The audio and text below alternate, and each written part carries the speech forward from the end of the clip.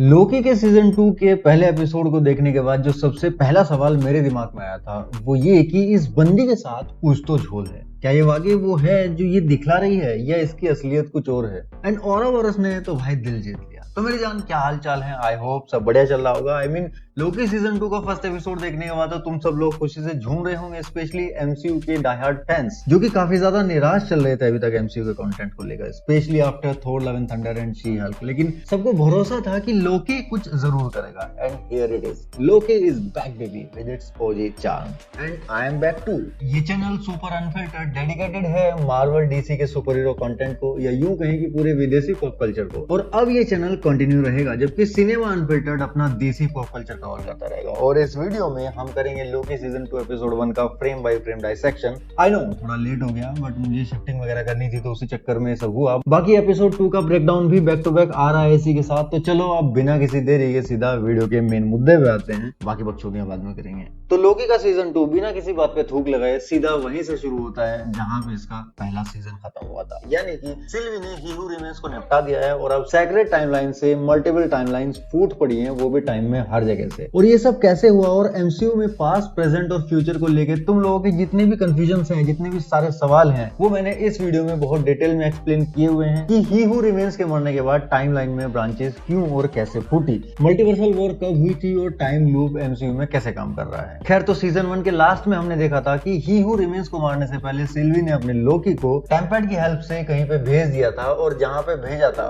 वहां पे हमने देखा था कि टीवी में टाइम कीपर्स के पुतलों की जगह ही हू रिमेन्स के पुतले लगे हुए हैं। तब मोस्टली हम सब ने यही सोचा था कि अब क्योंकि मल्टीपल टाइमलाइंस बन चुकी हैं तो ये किसी और टाइमलाइन का टीवी है। लेकिन सीजन 2 के पहले एपिसोड के साथ ही हमें ये समझ आ गया कि ये किसी और टाइमलाइन का टीवी नहीं है बल्कि वही सेम टीवी है, बस लोकी पास्ट में ट्रेवल कर गया है टीवी के। अब यहाँ से एक बात क्लियर हो जाती है कि एमसीयू का टाइम ट्रेवल जैसे सेक्रेट टाइमलाइन में काम करता है वैसे टीवीए के अंदर काम नहीं करता। सेक्रेट टाइमलाइन में पैराडॉक्स बनने की संभावनाएं नहीं होती, लेकिन टीवीए के अंदर टाइम ट्रेवल में पैराडॉक्स बनने की संभावनाएं काफी ज्यादा हैं। आई मीन बहुत ज्यादा हैं। आगे बताऊंगा कैसे। और हम सबकी गलतफहमी भी दूर हो गई कि टीवीए टाइम से परे है, वहां पास्ट प्रेजेंट फ्यूचर जैसी कोई चीज एग्जिस्ट नहीं करती जैसा कि टीवीए के एम्प्लॉइज को भी लगता है। लेकिन ऐसा है नहीं, टाइम से कोई नहीं बच सकता, काल से परे तो बस महाकाल है, बाकी सब काल के अधीन है, ही हू रिमेन्स भी। तो सबसे पहले तो मार्वल स्टूडियोज के लोगों में हमें निक फ्यूरी के रूप में एमिलिया क्लार्क का कैरेक्टर गाया देखने को मिलता है from the series Secret Invasion. And opening scene में हम देखते हैं कि लोकी मोबियस और बाकी के टाइम हंटर से भाग रहा है। तो लोकी चला जाता है टीवी के पास्ट में जहाँ पे उसे कोई नहीं पहचानता, मोबियस भी नहीं। और साथ ही हम देखते हैं ही हू रिमेन्स के स्टैचूज जहाँ पे हमें ये पता चलता है कि एक टाइम था जब ही हू रिमेन्स ने अपनी आइडेंटिटी को टीवी वालों से छुपा के नहीं रखा था, लेकिन बाद में कुछ ऐसा हुआ कि उसने अपने आप को टाइम कीपर्स के ढकोसले से रिप्लेस कर दिया और खुद सिटाडेल में तंबू गाड़ के बैठ गया। और फर्स्ट एपिसोड के इस पहले ही सीन में हमें मून नाइट का ईस्टर एग भी देखने को मिल जाता है। यहाँ पे झाड़ू कटका करते हुए केसी सेम वही माइंड रिलैक्सिंग ऑडियो ट्रैक सुन रहा है जो मून नाइट में स्टीफन ग्रांट सुनता है जगे रहने के लिए।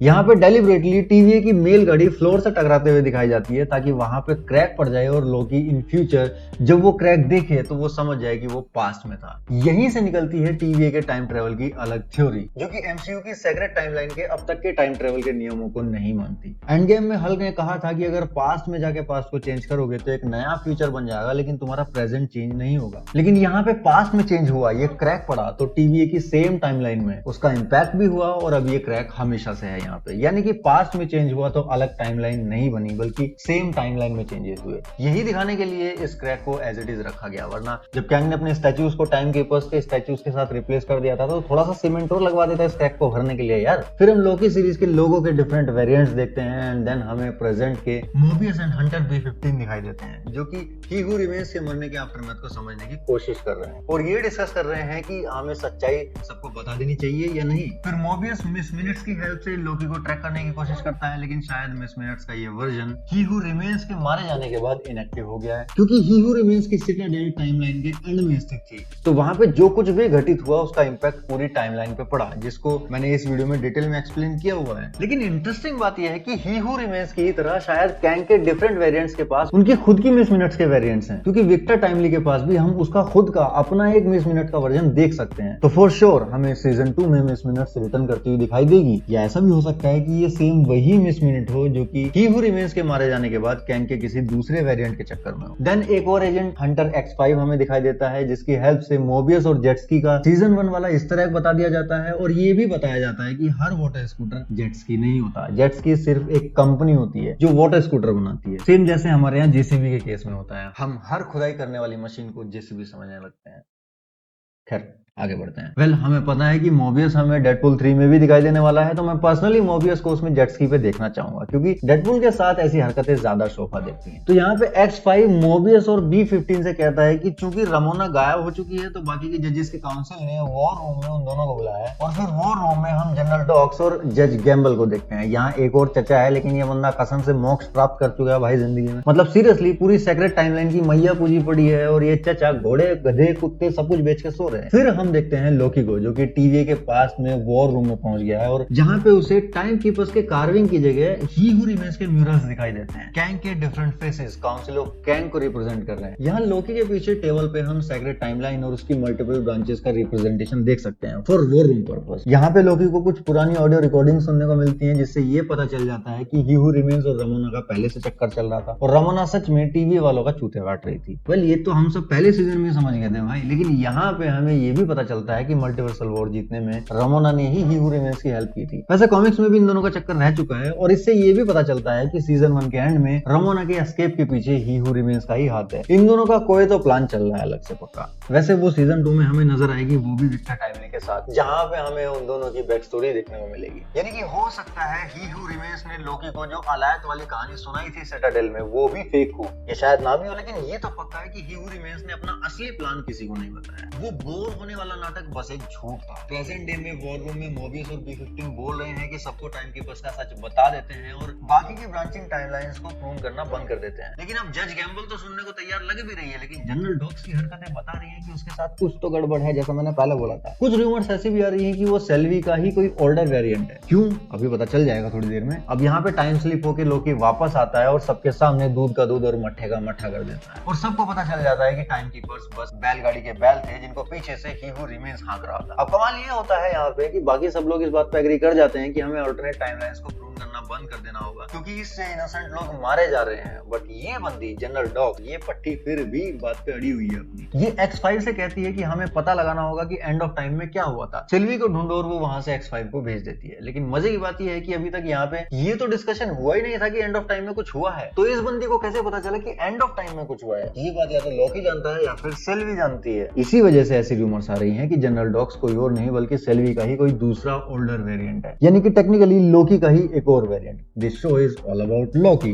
तो उसका विलन कोई और कैसे हो सकता है? या फिर ये भी हो सकता है कि रमोना की तरह ये भी ही हू रिमेन्स की चेली हो, और ये तीनों लोग सिटाडेल में थ्रीसम करते हो कभी-कभी, इसलिए इसको पता हो कि अगर ही हू रिमेन्स की सच्चाई सबके सामने आई है, तो मतलब एंड ऑफ टाइम में कुछ तो गड़बड़ हुई है। खैर, जनरल डॉग्स की हकीकत अभी इस सीजन के एंड से पहले तो नहीं खुलने वाली है, तब तक तुम और हम बस कयास ही लगा सकते हैं। तुम लोग भी बताओ तुम्हारे अकॉर्डिंग जनरल डॉग्स की सच्चाई क्या हो सकती है कमेंट्स में। इसके बाद हम देखते हैं कि लोकी मोबियस को सीजन 1 का फिनाले सुनाता है कि एंड ऑफ टाइम में क्या हुआ था। कुल मिला के लोकी यहाँ मोबियस को एवेंजर्स कैंग ऑफ डायनेस्टी की कहानी पहले ही सुना देता है, जो कि हम देखेंगे आगे चल के कि मल्टीवर्सल वॉर में क्या होने वाला है। यहाँ पे लोकी मोबियस को मिस मिनट को इन्फॉर्म करने से रोकता है, और वो बताता है कि वो भी वही थी ही हू रिमेन्स के साथ, तो वो भरोसे के लायक नहीं है। फिर जब कोई और चारा नहीं बचता, तो मोबियस लोकी को TVA के बेसमेंट में लेके जाता है, जहाँ पे कभी कोई नहीं जाता, जहाँ पे औरबोरस काम करता है, TVA का चीफ इंजीनियर। और हम इसके पहले के हो क्वान को Everything Everywhere All at Once में देख चुके हैं। कमाल का एक्टर है यार ये बंदा, एकदम परफेक्ट रोल में कास्ट किया मार्वल ने इसको। इस एपिसोड का नाम ही है औरबोरस। औरबोरस नाम एक्चुअली एंशिएंट ग्रीक आइकोनोग्राफी से लिया गया है। ये एक सिंबल है जिसमें एक सांप या एक ड्रैगन को अपनी ही टेल खाते हुए दिखाया जाता है, जो कि एंशिएंट ग्रीक माइथोलॉजी में eternal cycle of birth and death को रिप्रेजेंट करता है, जबकि हिंदुइज्म में औरबोरस कुंडलिनी शक्ति का प्रतीक है। योग कुंडलिनी उपनिषद के अनुसार कुंडलिनी की दिव्य शक्ति किसी नए खिले हुए कमल की डंडी जैसी चमकती है, जो कि हमारी बॉडी के एकदम बॉटम में एक सांप की तरह कुंडली मारे बैठी रहती है, और अपनी ही पूंछ अपने मुंह मुंह में दबा के आधी सुप्तावस्था में पड़ी रहती है जब तक कि उसको जागृत नहीं कर लिया जाता। और अगर लॉकी के कॉन्टेक्स्ट में हम देखें तो औरोबोरस भी TVA के एकदम निचले स्तर पर रहता है, बिल्कुल हमारी कुंडलिनी की ही भांति। मानना पड़ेगा मार्वल वाले बहुत तगड़े मेटाफर्स यूज करते हैं। खैर अपने लॉकी और मोबियस पहुंचते हैं ओबी के पास और वहां पे ओबी उन्हें बताता है कि उसी ने TVA की सारी टेक बनाई है A to Z, इवन उन सबका मैनुअल भी बना के रखा हुआ है और वही लॉकी की टाइम स्लिपिंग की प्रॉब्लम के बारे में समझाता भी है और उसका सोल्यूशन भी देता है टेम्पोरल ऑरा एक्सट्रैक्टर के रूप में। अब यहाँ पे भी वही टाइम गेम खेला जाता है जो मैंने अभी थोड़ी देर पहले एक्सप्लेन किया था। टीवी में टाइम सिंपली वैसे काम करता है जैसे हमने पहले मूवीज वगैरह में देखा हुआ है, like Back to the Future वगैरह। पास्ट में अगर कुछ चेंज हुआ तो प्रेजेंट में भी चेंज हो जाएगा, इसलिए लॉकी पास्ट में ओबी को टेम्पोरल ऑरा एक्सट्रैक्टर बनाने के लिए बोलता है और प्रेजेंट में ओबी उसको ऑलरेडी बना के रखे हुए हैं। यहाँ एंड गेम में जो हमने टाइम ट्रेवल देखा था वो नियम काम नहीं करते। वेल तो ओबी लॉकी के लिए टेम्पोरल ऑरा एक्सट्रैक्टर बनाता है और समझाता है कि लॉकी को खुद को प्रूव करना होगा जिससे कि मोबियस उसको टेम्पोरल लूम के अंदर से टेम्पोरल ऑरा एक्सट्रैक्टर की हेल्प से एक्सट्रैक्ट कर सके, फिर वो भले ही किसी भी टाइमलाइन में हो किसी भी समय में। और ऐसा करने के लिए उसके पास सिर्फ 5 मिनट होंगे। अब ये टेम्पोरल लूम बड़ा ही इंटरेस्टिंग डिवाइस है। लूम मतलब होता है करघा, यानी कि जिससे पुराने टाइम में हाथ से कपड़ों की बुनाई की जाती थी। और टेम्पोरल का मतलब होता है टाइम से रिलेटेड, मतलब अगर किसी भी चीज के साथ टाइम का कोई भी रिलेशन है, कोई भी कनेक्शन है, कैसा भी, तो उसके लिए हम टेम्पोरल शब्द का इस्तेमाल कर सकते हैं। तो टेम्पोरल लूम मतलब टाइम का करघा, यानी कि एक ऐसा डिवाइस जिससे एक्चुअल में एक फिजिकल सेक्रेट टाइमलाइन बुनी जा रही है। मतलब यहाँ से ये क्लियर हो जाता है कि मल्टीवर्सल वॉर के बाद ही हू रिमेन्स ने सेक्रेट टाइमलाइन को फिजिकली कैसे कंट्रोल किया। उसका जवाब हमें मिला टेम्पोरल लूम के रूप में। और इस टेम्पोरल लूम को डिजाइन किया था ओबी ने, लेकिन इसके साथ एक पेंच है, वो ये कि इस टेम्पोरल लूम को डिजाइन किया गया था एक सिंगल टाइमलाइन के लोड को झेलने के लिए, लेकिन मल्टीपल टाइमलाइंस का प्रेशर अब ये नहीं झेल पा रहा है, इसलिए इसको रिपेयर करना पड़ेगा और इसमें कुछ मॉडिफिकेशंस करने पड़ेंगे ओबी के अकॉर्डिंग। वरना अगर टेम्पोरल लूम ब्लास्ट हो गया तो पूरा टाइम एंड स्पेस आपस में कोलैप्स होकर खत्म हो जाएगा। लेकिन यहाँ पे इंटरेस्टिंग चीज मुझे लगी कि टेम्पोरल लूम के ब्लास्ट डोर्स का जो डिजाइन है उसको देख के मुझे एक्समैन वाले सेरेब्रो के डोर की याद आ गई। आप कमेंट्स में बताओ तुम्हारे साथ भी ऐसा हुआ क्या? और चूंकि हम जानते हैं कि अब एक्समैन की मूवी के ऊपर भी काम चल रहा है तो हो सकता है कि ये कोई इस तरह हो और इस सीजन में हमें और भी कुछ इस तरह मिल सकते हैं एक्समैन से रिलेटेड या फिर म्यूटेंट से रिलेटेड। खैर यहाँ पे लॉकी खुद को प्रूव करने से पहले फिर से टाइम स्लिप कर जाता है, लेकिन इस बार पट्टा पास्ट में नहीं बल्कि टीवी के फ्यूचर में पहुंच जाता है। लेकिन कहानी में थोड़ा ड्रामे का मसाला डालने के लिए यहाँ पे टाइम स्लिप करते टाइम लॉकी के हाथ से टाइम स्टिक छूट जाती है, लेकिन वो डिवाइस नहीं छूटता जो उसे मोबियस ने दिया था कि ग्रीन बत्ती जलने के बाद प्रूव करना है खुद को 5 मिनट के अंदर। वेल फ्यूचर में यहाँ पे एक कॉल आता है और इसको उठाने के लिए जैसे ही लॉकी आगे बढ़ता है उसे लिफ्ट में फंसी हुई सेल्वी दिखाई देती है और अचानक से लॉकी को कोई